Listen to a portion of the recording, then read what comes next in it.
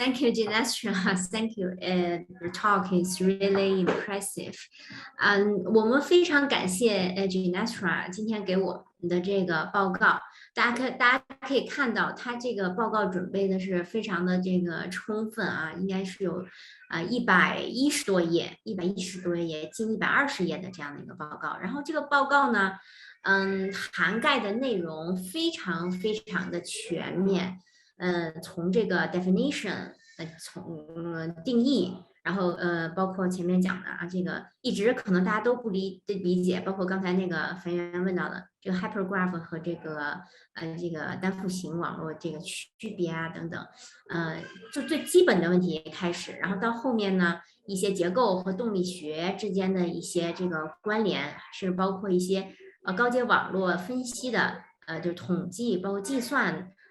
这个一些方法，然后都给大家一个非常深入的一个讲解。我觉得这个 talk 真的做得非常的好。然后呢，同学去问到说，可能这个英语可能听不太懂，有一些内容可能会 miss 掉，然后没有关系，我接下来之后我会跟他交流，然后尽全力呢能够争取到他能。把他的这个 PPT 呢，能和大家这个分享。然后呢，如果可以分享的话，到时候我再有请这个极致的这个老师他们呢在群里，然后分享给我们的学员好吧？那下面我们是我们的Q&A 这个session。So I already see some questions. You to open. Your mic directly discuss with Ginestra. Okay, I see someone raise a hand. Okay, so please. Okay. Hi, Professor Ginestra. Okay. Can you hear me? Yes. So HKU. So because I know the backgrounds of the computer network, and I usually do the research on the power system. And so after listening to your great talk, and I absorbed a lot about this knowledge. And I have some little question to ask about you. The first thing, and you mentioned that it's about the transition. I mean, maybe you use the 10 explosives. That is the line change rapidly in which the variable change. So I want to ask this kind of because in power system we also use this concept to describe this phenomenon, just like the cascading failure in power system. So it will break out rapidly when it reaches some maximum point, and just like you described the transition point. So because we detect this phenomenon just based on the simulation. I mean, just to compare some code and make the simulation which the variable exchange it from the small value to the larger one. So do you have any, I think, the analytical method to detect this point? I mean, the transition point. Yes, thank you. So so this this transition is explosive in the sense that is discontinuous. So in this paper by, let me see if I have it here. Yeah, in this paper with Anna Paula Millan, we just defined the model mostly. But in this paper with Reza Gombacha and Juan Restrepo and Joaquin Torres, we also have analytical approach to study this discontinuous transition, and we can see that it's really discontinuous. It's not explosive, maybe abrupt, but not discontinuous. It's really discontinuous. Of course, as you know, on synchronization, also in a network, right, to have exact result is difficult. So typically you have exact result on a fully connected network. So we have a result on a fully connected network, a simplicial complex, sorry, and network, so node and links signal.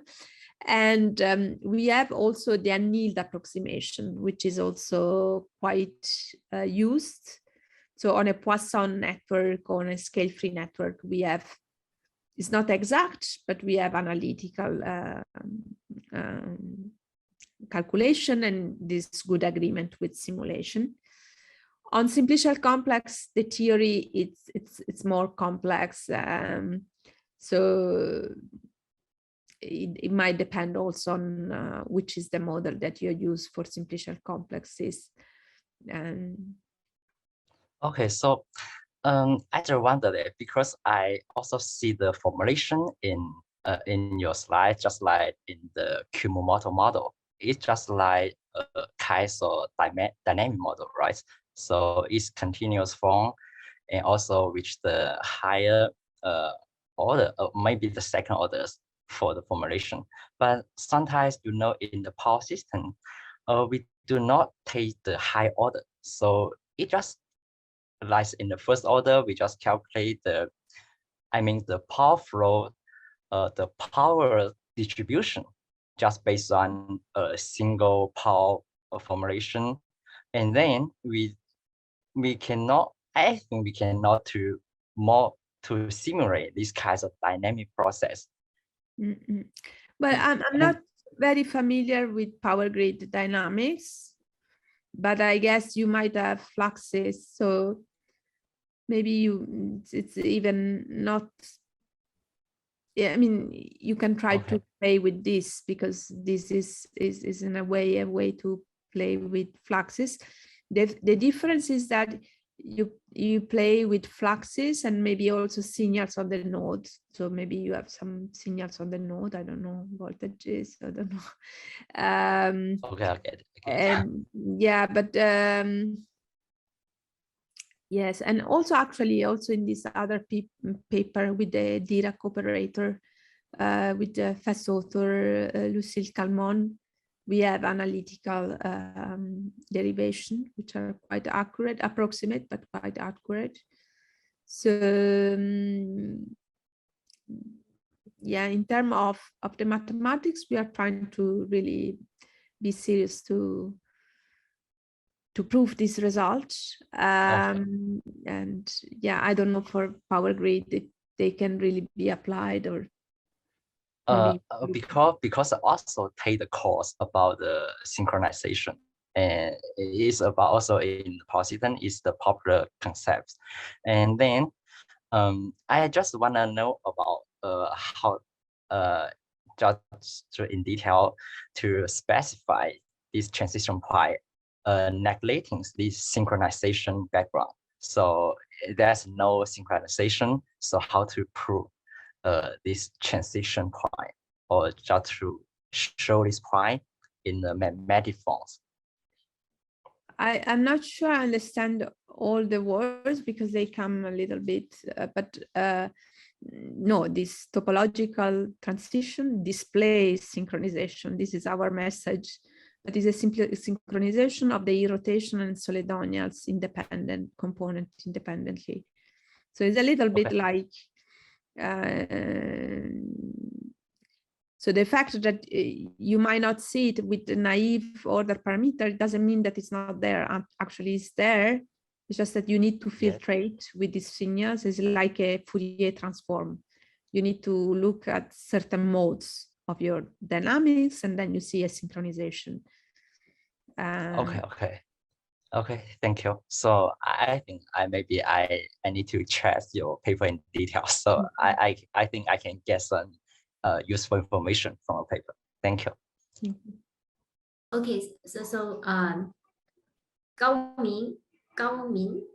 Hello. Hello, Ginestra. I'm Gao Min from Fudan University in China. Thanks for your great talk. And I have two questions. The first one is, I want to use graph neural network to model the dynamics of the heterogeneous graph. and I don't understand the relations about the network topology and network geometry in your today's presentation. And if there are some suggestions to how to use or employ network geometry to model the dynamics of the networks. Is this the first question? Yeah, Yes, exactly. so I didn't mention the fact of network geometry, but actually it's there in my book, this discussion. So yes, so in network geometry, when you have this really geometrical structure, you have a spectral property of this network that are very interesting and important. And this spectral property is called spectral dimension, which is a notion of dimension you might think as the dimension that a random walk would kind of perceive while walking around the network or the simplicial complexes. And this notion is not defined in general on any network, but for geometrical network is very important. So for instance, it's very important on lattices, and is also very important in this hyperbolic network structure that I mentioned. And in general is a feature that characterizes how geometrical is your network. So if it's geometrical, it is likely that it has a spectral dimension. So what we prove is that this spectral dimension is very important for synchronization. So you can have, if the spectral dimension is less than a certain number, is less or equal to 4, then you cannot have a stable synchronized state in the Kuramoto model. So really, this is a way in which the spectral property affected by network geometry determine the dynamics of your system. Yeah. So this is a very important aspect of it. Yeah. For instance, we started working on this because in neural network, I was collaborating with some neuroscientists. We'd find that if you have a slice of neuronal slice in 2D, so in a glass in 2D, or on a scaffold 3D formed by nanotube, then the synchronization property of this network are different. And this is an effect of the dimensionality of the network. And so we started to think, yeah, dimensionality, but what do we mean by dimensionality if we only access the network? And I think that mathematically speaking, what is really important for the dynamics is this spectral dimension notion, not much the Hausdorff dimension, for instance. Yeah, I think I know it. Okay, the second question is from your slides. The node neighborhood with the same number of nodes and the same density or links can have very different topology. And my question is how to understand the phenomenon, either resulted by the different fields. Yes, so well, you know that a network with the same number of links and the same number of the same density of links and same number of nodes might be very different. So this means that the neighbor you are looking it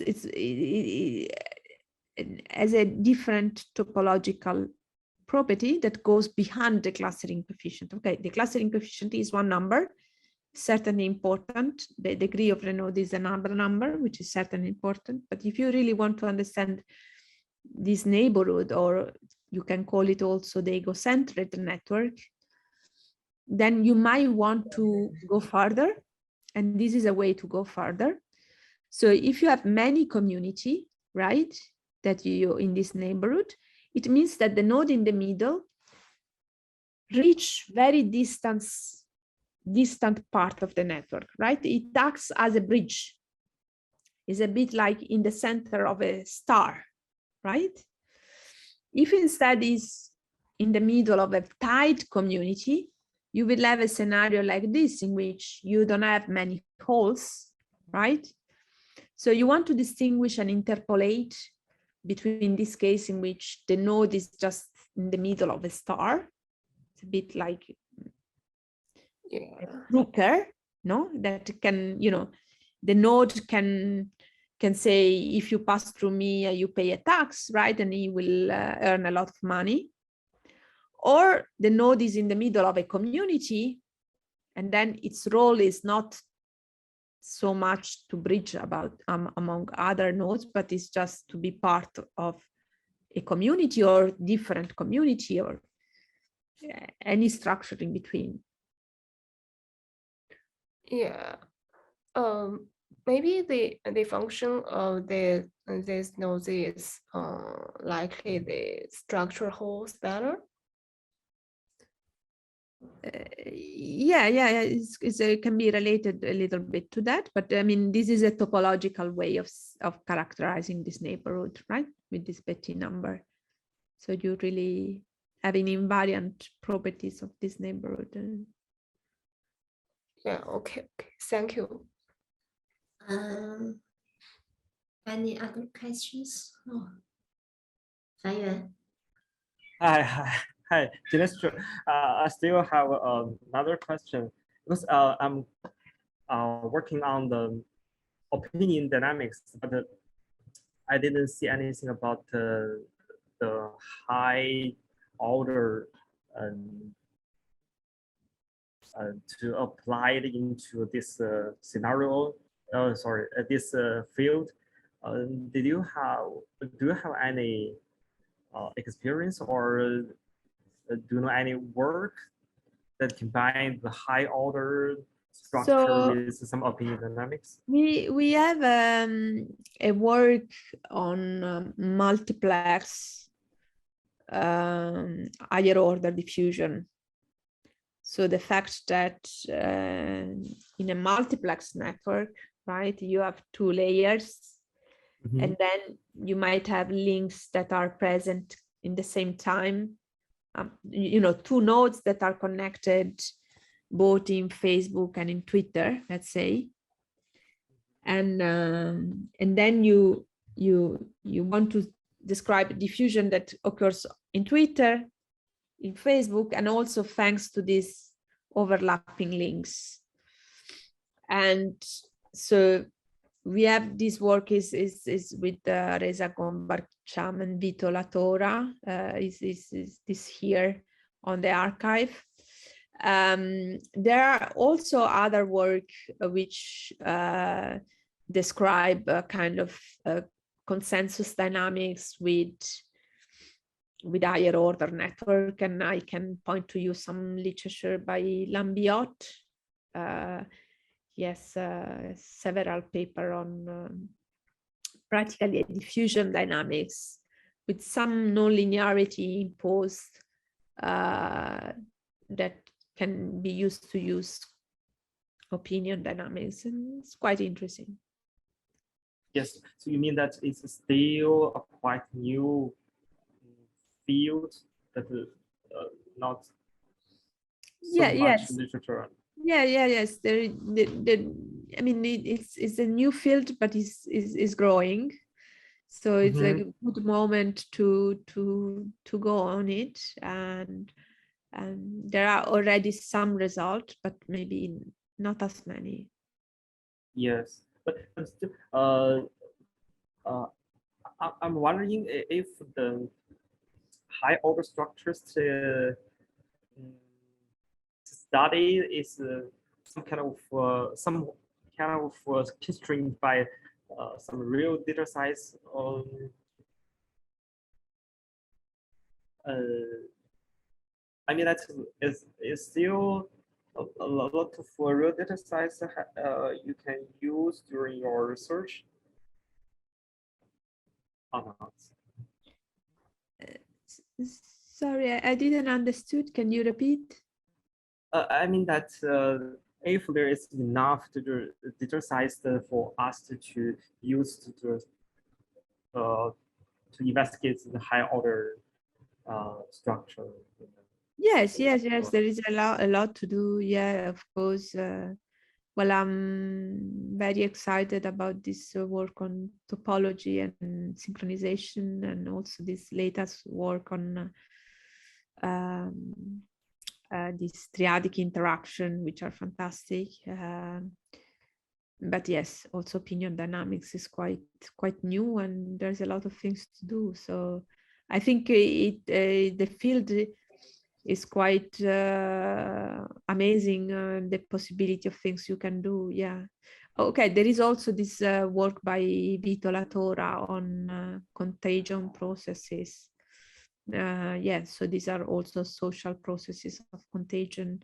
Vito Latora, Petri, and Jacopini and Alembra at work on this. So yeah, in reality, opinion dynamics is maybe one of the most explored direction for the moment. Okay, many thanks. Thanks for your talk.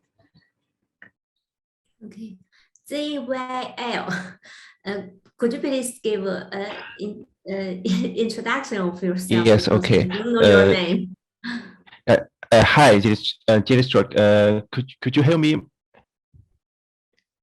Hello. Yes, I hear you. Yes, thank you. Very exciting presentation. So I'm not from the mathematician domain. I'm bioinformatics. I'm in bioinformatics. So my question is more about how to use this higher order network for biological problem. So I'm working a lot on the network, but for us it's more like pairwise network, pairwise correlation network. And what is for you, what is the advantage when we for application by using this higher order network than the traditional pairwise correlation network? This is my first question. And the second question is, is there more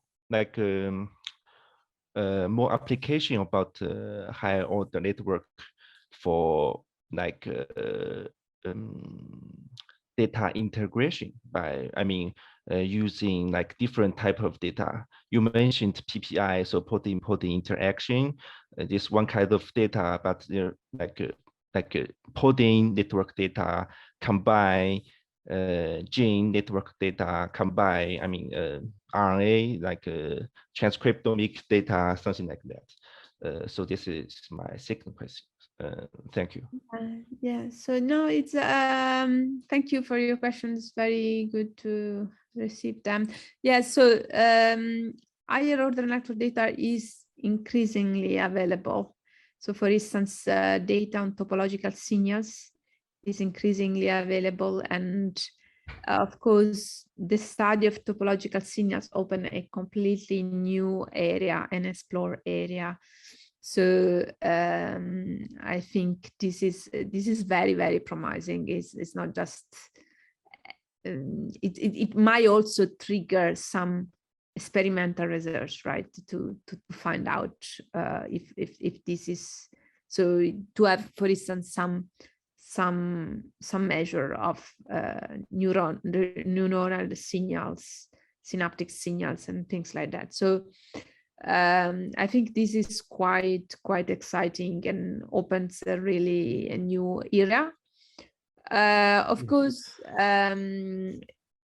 I also worked a lot on multi-layer networks, so I understand the need to combine data of different types. And of course, one thing to do is to have higher order multiplex or multi-layer data that combines different type of interaction. We have a paper on that, as I mentioned, but we are also working on other extension. And this is, of course, very much promising. And of course, multi-layer network comes from the idea that you have interaction of different type, and you want to distinguish between the different type, but still be able to treat it together. And higher order but still the interaction are pairwise. And then higher order interaction comes and say, yeah, but wait a minute, not all the interaction are pairwise. So of course, a natural direction is to have higher order multi-layer network in which you have interaction of different types and higher order also. So this is clearly yet to come, and is very exciting direction. Yes, thank you. So it's more like yet to come. Yeah. Yes. Okay, thank you very much. Thank you. So, any other questions? I saw one question in the chat box. Can you talk about some practical application of simplical complex in real life?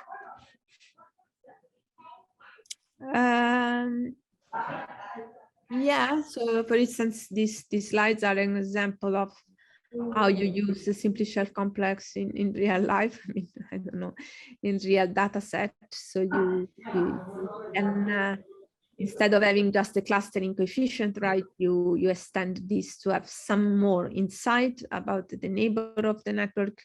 Another thing is to say, in social networks, there are higher order interactions. So you know that people don't only have pairwise interaction, but also higher order interaction.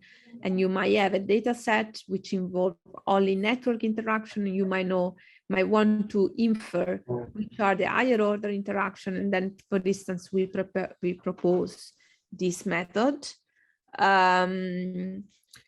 Of course, all topological signals have a real world meaning.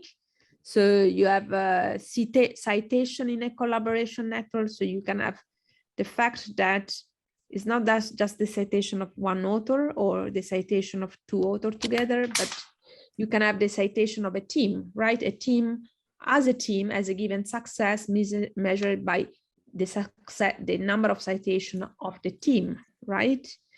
And so this is a function defined on the simplex. A triangle might have an different number of citation of a link or of a node. And then you have the speed of wind at different location of the ocean. This is also a very real world application. So also current at the given location of the ocean. So you can project the current on the links of a triangulation. You have fluxes in biological transportation networks. You have synaptic signals between the neurons. So neurons interact with other neurons and they have a neurotransmitter in the middle, right? They interact. But in these dynamics, there is also glia, which might interact with the synaptic signals. So this is an example of triadic interaction. And so the synaptic signals might be affected by glia. So this is also a very real world application. And there is also at the level of brain region, there are edge signals. So there is a recent work by Olaf Spons on edge signals, which are very much now on the page for characterizing brain dynamics. So there is a lot of real world application in topological signals as well. Okay. Fan Yuan, one more question. Yes. Hi, I have a final two questions. First one is, what do you think the most difficult part are the most difficult fields for the moment that the high order structure is faced with. The most part is the mathematical or the computational complexity. This is the first question. Another question is, do you have any suggestions for the beginners who want to run into this field? Yes, this is the second question. Yes. So okay. So let me start with the last one. Okay. So the suggestion for the beginner is to look at the literature. Of course, I can point to you to my book, but there is many other things. So we have also a Nature Physics review article that was recently out, indicating the role of dynamics, and in particular the important role of topological signals and inference and this continuous transition in higher order network. And this was a review written by a quite numerous pool of very serious and good scientists. So I think it's kind of a common ground among many different people. So I think I would point to you to that reference also, not only my point of view. Of course, reading the literature is the most, and finding your way and what is your interest. I think that these topological techniques are not so difficult. Once you get into it, they're really easy. At the end, it's just linear algebra. You just need to work with matrices that are rectangular. So this is the kind of difficulty that you have, that the matrices are rectangular and not square. But at the end, I mean, if you have a nice introduction to it, a little bit of algebra, it's very easy and very intuitive. You just need to learn the basic and you are ready to go. So I think, and this allows you to really open your mind and your perspective on a very interesting new set of tools. Like when you have a new tool, right, you can solve new problems. And I point to you the use of these algebraic topology tools. They are also used in signal processing. They're also used in simplicial neural networks. So they are really very much at the edge of what we can do with things. And I think it's very, if you need, 1 or 2 weeks to learn this, is very well worth it, because then you are able to do things that are really at the edge.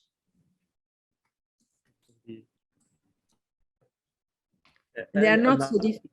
They are not so difficult. So so I think my role in writing the book was really to try to convey that they are not so difficult, that everybody can understand. Yes, exactly. So, and do you also do some simulations by code, or have you faced with some difficulties in computational complexities? Yeah, the computational complexity. Yes, so there is one thing you need to be careful of, and is of course that the number of possible links in a network is n squared, and the number of possible triangle in a network is n cubed, and then you go on, right? But as in a network, we always work in the sparse regime, so we typically don't work with n square links. We work with order of n link. As well, in simplicial complex, you can work in the sparse regime. So for instance, all the model that I present have a number of triangle that is linear on the number of nodes. So this simplifies things enormously, okay? Because you can put yourself in a situation in which you kind of don't face these computational difficulties. Of course, yeah. I mean, yeah, or the homology calculation is more difficult than I don't know, but also in I mean, some also in multi-layer network at the end we got used to work with middle size or not too big data set, right? So many of the data set, I don't know, the airport data set is only 100 nodes, and we did a lot with the multiplex network with the airport data set. So it is of this order of magnitude. I mean, you can still have a lot of result. Of course, in our simulation, we go up to 10,000 or 20,000 node also. Also, my student Lucille Calmon goes to synchronization problem with 80,000 nodes, which is enormous. But and many more links. But so really, I don't think that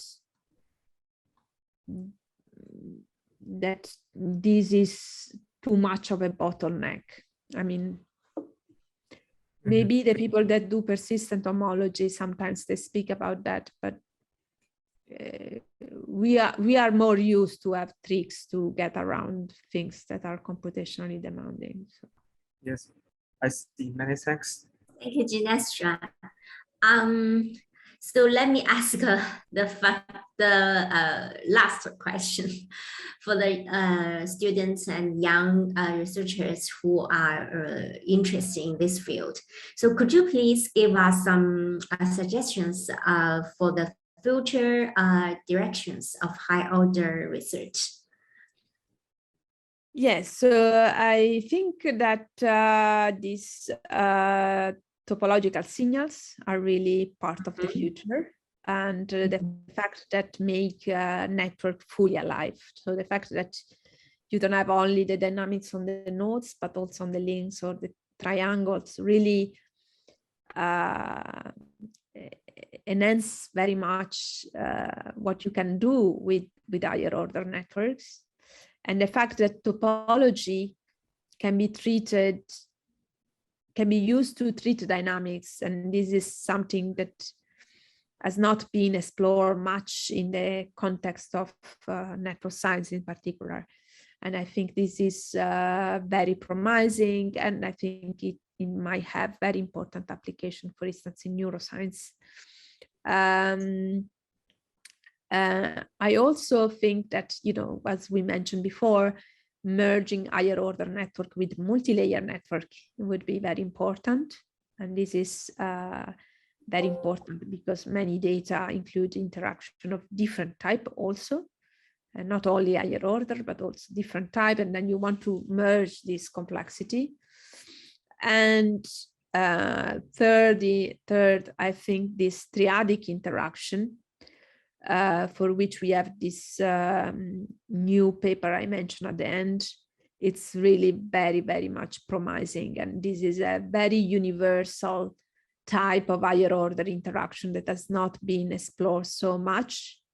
But I mean, it has been studied in ecosystem mostly, but it's ubiquitous. Ubiquitously, you have a regulation of the activity of a link made by one node. You know, you have an enzyme regulating a chemical reaction, you have a glia regulating the neurons, you have species regulating the interaction with other species. You really you have climate, you know, teleconnection regulating climate. So you really have a lot of systems in which there are triadic interaction, and this has not been studied much, but I think it's really opening an entire new world, and I think it's very, very good to look at this. the internet on linear side is done. So let's wait for several seconds. And the last task of tonight is I ask everybody to turn on their camera so that we can take a virtual photo together. Let's wait several stop seconds. sharing, maybe. Yeah. Yeah. Okay. 非常感谢 Ginestra, thank you so much, thank you. Thank you. Thank you. OK, thank you, thank you. 那接下来那个朝会那个甲地方好像要给大家讲一下关于这一次读书会的一些情况。然后因为有一些成员是新的成员，对之前我们读书会的这个不是特别了解，然后我们就请那个地方给大家再详细的来讲一下，好吧？首先就是来简单介绍一下极致俱乐部读书会。读书会呢是2008年开始的，然后到现在已经开展了40多个主题，涵盖复杂系统、人工智能、脑与意识、生理科学以及计算社会科学等主题，孵化了很多的科研产品，如13年的深度学习孕育了彩云天气 App，15年的集体注意力流产生了中猫书局走进2050这本书呢最近也会在此再版，大家可以关注一下。然后我们读书会的目标是基于大家的科研需求，迅速去读经典的一些前沿文献，激发科研灵感，形成一些领域的社区，促进跨学科的交流，还有探索更多的可能。再来简单介绍一下我们这次高阶网络读书会，主要它是从极致学员的网络科学系列课程孵化而来。我们开始读了巴拉巴西的这本书，然后后来读了国内的网络科学导论，然后到今天这个读书会我们来读Bioconing 的这本介绍高阶网络的书。这是我们的3期的网络课程，第1期是在2020年的8月到12月份，主要读的就是巴拉巴西的这本书，然后第2次是在2021年的2月到7月份，然后第3期是就是数学建模，还有一些代码实践部分，然后这块是在去年的10月份到12月份，然后有这些主讲老师，他们参与到了我们的课程中，然后给我们做了很多的分享，也有很多学生参与了进来，所以我们是一个社区。然后在大家的呼声之下，就有了此次高阶网络读书会。这次读书会主要是以单纯辅星来展开，按照这3个模块逐次深入。第一个主要是大家可能在一些概念上还有一些不理解的地方，然后就会有一些前4个主题都是关于基础理论的，然后后来就会有一些联络力测，然后是谈图表针的一些深入的探讨。最后一个模块呢是科学学和脑网络的一些应用。这一块目前我们在群内已经有了很多的讨论，大家对这个也很感兴趣。下面就是我们读书会的报名情况。可以看到就是大家的学历都比较高，硕博比例占到了90%以上，然后大家感兴趣的主题也比较多样，有集群运动、演化机制、人类动力学等。然后大家的单位和学校主要集中于北京师范大学、电子科技大学，还有一些比较多的专业有管理、科学与工程、计算机、数学等。现在我们都是职位基本上是学生这方面。可以看到这是老师的信息，老师的单位信息。可以看到有很多来自中国传媒大学的老师和电子科技大学的老师也参与到我们这个读书会中了。然后下面我再介绍一下加入这个读书会我们能够获得什么。在我们当前这个社区里头有200多位老师，还有学生，我们可以一起学习，然后探讨一些论文，深入解读一些主题，然后去看一看有没有一些创新的可能。然后报名这个读书会，你可以获得视频回放权限。然后像老师刚才讲的那些资料和一些学习文件，我们都会同在群里头，大家可以及时的跟上。然后还有我们这个集智平台，大家可以在这里头去找一些可以合作的资源。最后呢，也希望大家可以参与到我们的社区里头来，然后来为我们的社区贡献力量。然后通过这些活动可以领取退费，然后还有一些其他的一些可能。然后我来简单介绍一下我们的这个退费规则。如果你贡献了一次讲座，这个讲座在1小时以上呢，就可以获得退费，但是这个需要提前向我申请。然后或者说你写的比较好，你可以加入笔记的这次工作。这一次的笔记是李明章同学，他会写到后面的话，我会同步在群里头，大家可以看一下。他之前也写了很多的笔记，所以大家可以先期待一下。然后还有就是我们的即时百科，就是如果你对某一个词条感兴趣，并且愿意去编谱的话，也可以来找我。还有就是整理一些资料，然后到路径，这个相应的其他的东西都可以来找我。当然，如果你有一些就是想法，然后在我们这个读书会主题下产生了，然后并且发表了一些成果，也可以来找我。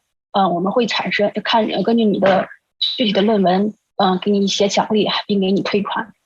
然后怎么样加入呢？首先呢，就是扫码，然后填写报名信息，提交现金99，这个作为一个退费保障。如果你参与了以上我说的一些可以的活动，我们会给到退费。就算这个读书会结束了，你做了一些贡献，也会给到你。然后呢，就是加我的微信，然后把你拉到群里头，可以和其他老师进行交互。最后呢，就是简单的向大家预告一下，下一次我们的内容是由周邦和杨荣梅他们带来的高阶网络建模，会在7月7号，也就是下周4的7点到9点开始。具体情况呢，大家就期待一下。以上就是我今天想要给大家介绍的。我们下次见吧。好的，谢谢那个地方的的介绍，这个相关的这个介绍。我们下次活动，然后这个也期待大家。然后刚刚他也讲了这个，其实这个读书会不是我们组织的读书会，是大家一起共同努力的，大家的读书会。对，然后希望大家都能多多的贡献。